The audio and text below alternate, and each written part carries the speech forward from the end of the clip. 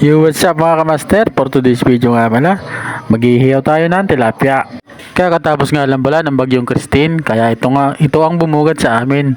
Maraming nahuhuling tilapia. Sa lalaki nito at napakasariwa. Bagong huli nga lang yan mga kamaster at napakalalaki.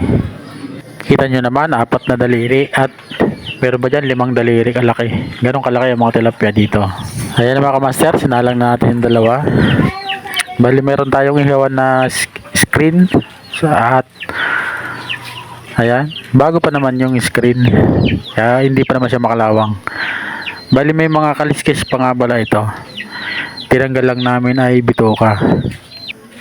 Ayan mga master, pagkatapos ng mga ilang minuto, ayan, luto na yung kabilang side at syempre ibinaliktad na natin yung kabilang side naman. Ayan, mabilis lang ito maluto kasi malakas yung apoy. Sa sobrang lakas nga pala ng bagyong Christine mga kamaster, ayun, malapit sa amin yung tubig. Galing yan sa dagat. So napakalapit ng tubig dagat. Kung nagtuloy-tuloy pa ang pagulan ngayon ay siya, ay baka abutin na itong bahay namin. Abutin na lang, tumigil na.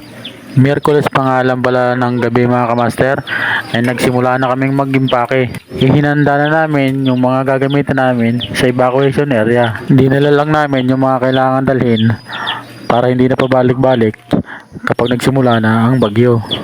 Mas maganda na yung maagap mga kamaster kaysa naman maperwisyo pa ng bagyo. Napakadelikado at sobrang lakas ng ulan. Basta talaga mga kamaster dito sa amin kapag may mga ganyang bagyuhan ay lagi kaming handa, lagi kaming maagang lumilikas para sigurado. Mas maganda na yung maagap, at least safe ang family namin. At sa tagal-tagal na paghihintay mga kamaster, ayan, naluto na yung ating inihaw na tilapia. Habang nag-iihaw nga ako mga kamaster, ay pinaready ko na kay Mrs. yung sausawan na toyo na may kalamansi. Ayan, talagang panamang-panama.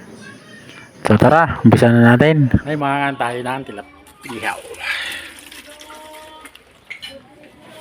Ubus agad yung kalahati. Nakakain na yung nihaw.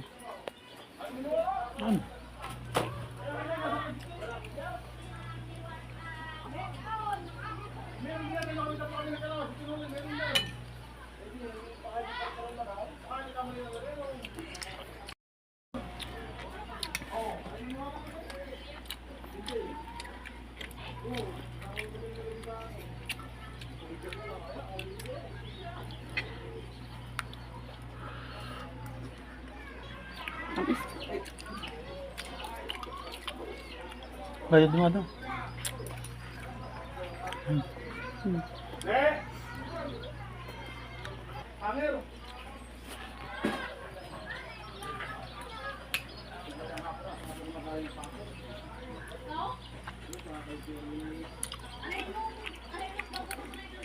Masa?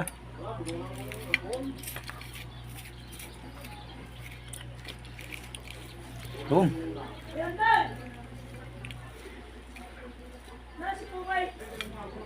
Pa. Okay! Bro! Dito na ba siya? Hinahanap ko doon. Talaga ito yung... Kaya nga, dinalakot para kayo ginap. Wala na ako eh. Sabi ko'y tapat yun, hindi ko tatalahin. Mga kuya! Hindi ka na kaya ng hindi inihaw eh. Yan ha, ano pa? Ma! Wala yan. Tawang